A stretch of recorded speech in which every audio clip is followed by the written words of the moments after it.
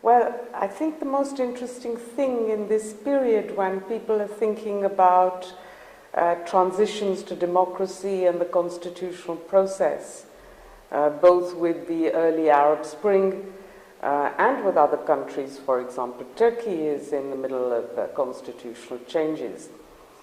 Looking at the Indian constitutional process, what was fascinating was that it took something like 3 years for the Indian constitution to be debated and drafted.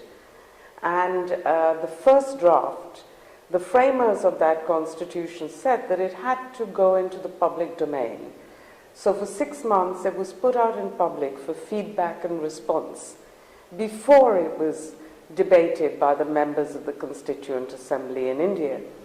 Something like 10,000 people sent in responses and came to listen to the debates. It was a really grand public consensus building exercise. And I think that's one reason why it has withstood the test of time.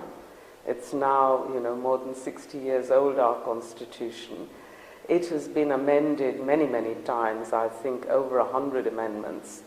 But none of those amendments have touched the core spirit of the Constitution. The fundamental rights remain as they were conceived by the founders of the Constitution. Having said that, one of the problems is a country like India, which is so diverse and which has such extremes of poverty and lack of education, lack of development. The Constitution remains an ideal, but translating it into practice on the ground has been much more difficult. And what we find is that successive Indian governments made very specific small laws. So if you have a big principle, for example, of gender equality, instead what we got was a little labor law here and a little marriage law there and a divorce law somewhere else and a law against rape and a different law against molestation or harassment.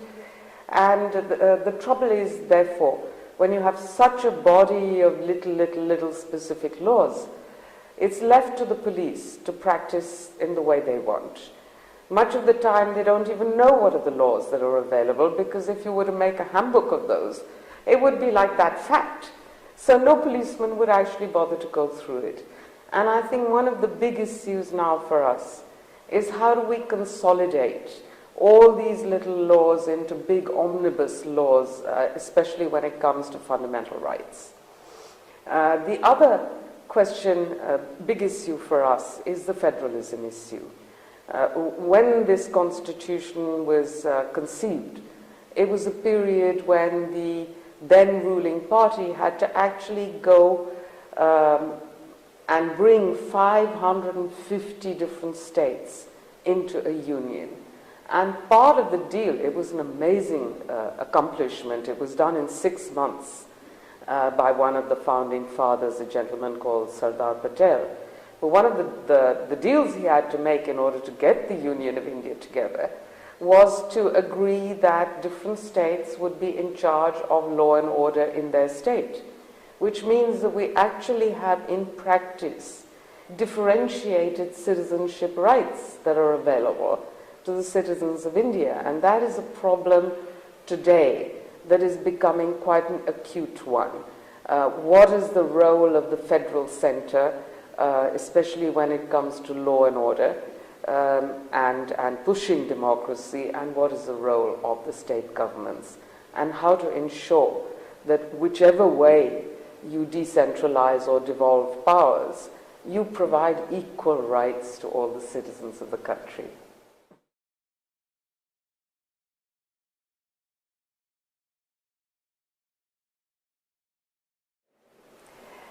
I think, the issue of democracy is such a complicated one for South Asia.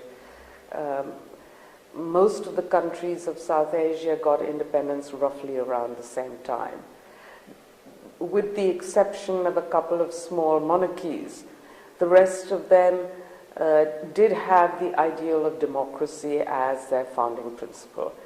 They all created over time constitutions that were supposed to be democratic constitutions.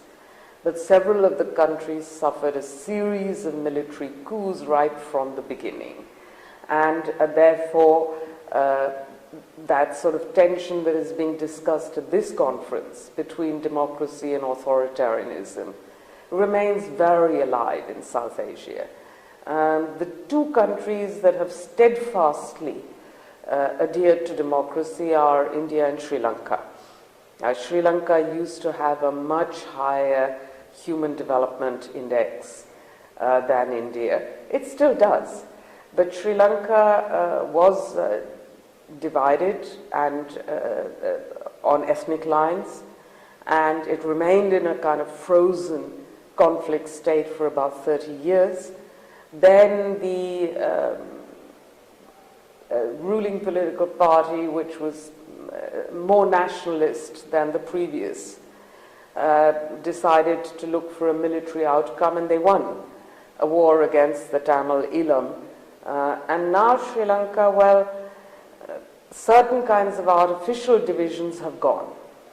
But the question of the rights of Tamils has become an even more burning one for Sri Lanka to consider if they are to consolidate democracy.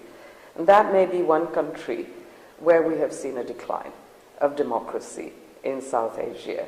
Other countries, Pakistan, it's been up and down between military coups. This is the first time in their history that they've had a transition from one civilian government to another. The only problem over here is to what extent is that a symbolic issue, because the authority of the civilian government is very, very limited in Pakistan. And one might say that it has been progressively more limited over the past 20 years or so. And the rise of very militant radical groups that have increasingly undermined the authority of the civilian government, and to some extent even of the state in Pakistan, by which we mean military authority as well.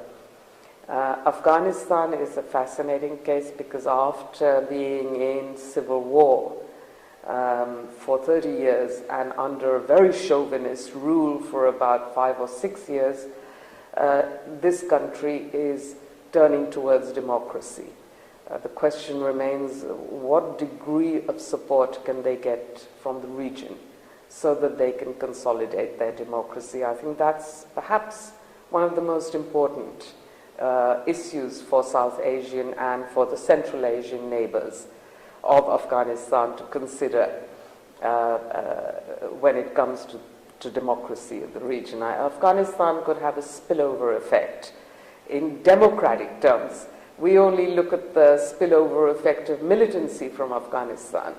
But if Afghanistan can really consolidate democracy, if the militant groups can come on board a peace process, then I think that the kinds of democratic values and institutions that today all the young in Afghanistan believe in and look for, there is going to be a very positive and beneficial impact on the rest of the countries around.